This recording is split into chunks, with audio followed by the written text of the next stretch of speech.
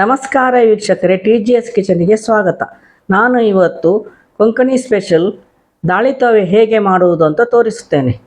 ಮಾಡಲು ಬೇಕಾಗುವ ಸಾಮಗ್ರಿಗಳು: 1 ಕಪ್ ತೊಗರಿಬೇಳೆ, 10 ರಿಂದ 15 ಹಸಿಮೆಣಸಿನಕಾಯಿ, ಸಣ್ಣ ತುಂಡು ಶುಂಠಿ, ಅರಸಿನ, 2 ಟೊಮ್ಯಾಟೊ, ಕರಿಬೇವು ಒಗ್ಗರಣೆಗೆ ತುಪ್ಪ, ಸಾಸಿವೆ, ಇಂಗು, ರುಚಿಗೆ ತಕ್ಕಷ್ಟು ಉಪ್ಪು. ಈಗ ತೊಗರಿಬೇಳೆಯನ್ನು ಪಾತ್ರೆಗೆ ಹಾಕಿ ತೊಳೆಯಬೇಕು. ಅದನ್ನು 2-3 ಸಾರಿ ಚೆನ್ನಾಗಿ ತೊಳೆಯಬೇಕು.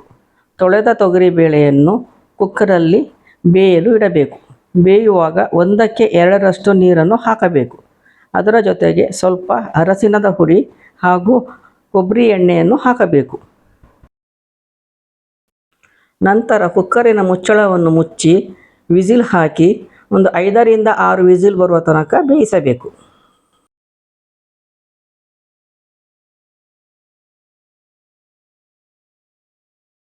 ಈಗ ಕುಕ್ಕರ್ ಆರಿದೆ. ಬೇಳೆ ಬೆಂದಿದೆಯೋ ಇಲ್ಲವೋ ಅಂತ ನೋಡೋಣ.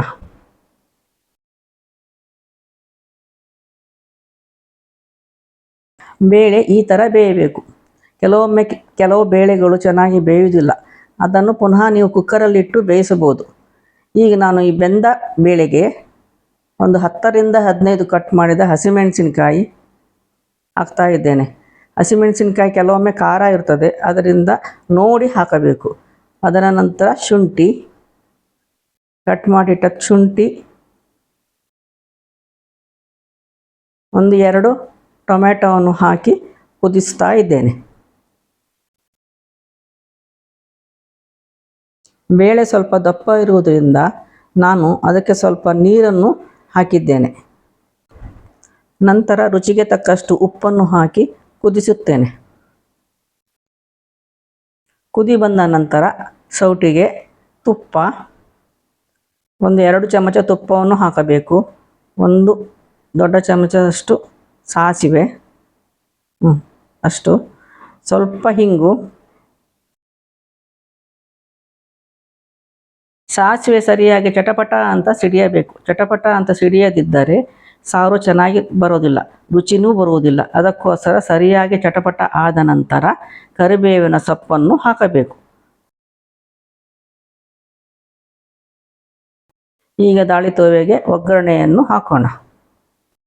ನಾನು ಒಗ್ಗರಣೆ ಹಾಕಿ ಮುಗಿಸುವಷ್ಟರಲ್ಲಿ ನೀವು ನಮ್ಮ ಚಾನಲಿಗೆ ಸಬ್ಸ್ಕ್ರೈಬ್ ಮಾಡಿ, ಲೈಕ್ ಮಾಡಿ ಹಾಗೂ ನಿಮ್ಮ ಸ್ನೇಹಿತರೊಂದಿಗೆ ಹಂಚಿಕೊಂಡು ಕಮೆಂಟ್ ಮಾಡಿ.